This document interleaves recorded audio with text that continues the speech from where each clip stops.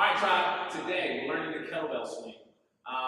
So the first thing you want to do is you get your class together. You're going to walk everyone over to the kettlebell rack. You guys are going to explain to the athletes about the different sizes of them, what the colors mean on each kettlebell, and then go a little bit more in depth. Talk about the bell itself, the horns on the bell. You know, our different hand placements that we, from various kinds of classes, it may change. Talk about the top handle of it, like how to completely use the kettlebell. All right.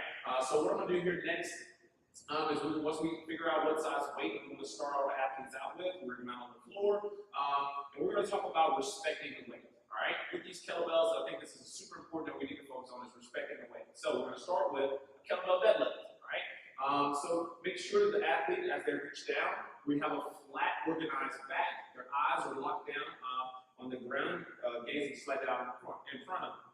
From here, you're going to ask the athletes to get in the setup. You walk around the room, surveying, checking out each person's position. And from there, athletes will knock out 5 deadlifts from there. So Jessica's going to show me 5 reps. Good form. I'm looking for a nice flat back at all times.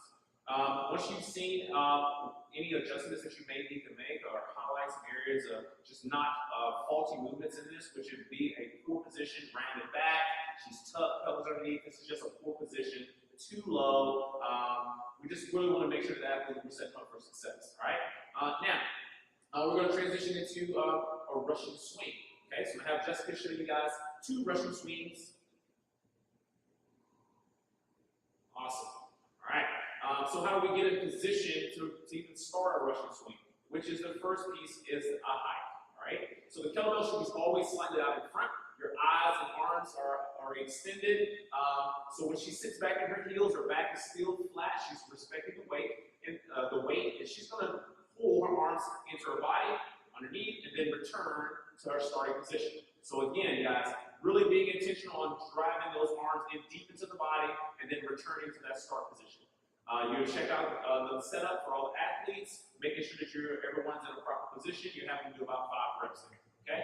And then on their last rotation, you talk to them about how we transition from that hike into their first Russian swing. So have the athletes perform like 4 attempts here.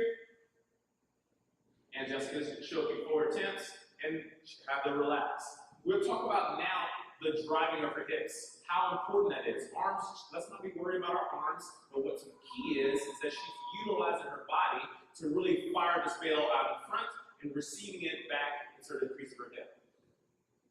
All right, so once all athletes have shown some good aggressive hips, firing them forward, the next piece will be let's think about the float. All right, because the athlete is creating so much force with the hips, the bell should reach a weightless moment. So as Jessica gets in position again, have the athletes really exaggerate the floating aspect of it. It should be a weightless moment. All right, this should be a fun period in the swings, and then have athletes to relax. Now we're going to draw and bring it all together. So we know the Russian swing. Now we're going to go for a full American swing, as Jessica's going to now progressively lift the bell higher to her in range. It's going to vary depending on your athletes, but as she begins to build with comfort, the bell should be stacked directly over the head, tight, firm grip on the bell. She's in a straight line at the top, always maintaining a nice straight back when she's ready to receive the bell back down in the bottom position. Once the athlete is done, it's always encouraged them to return it back to start.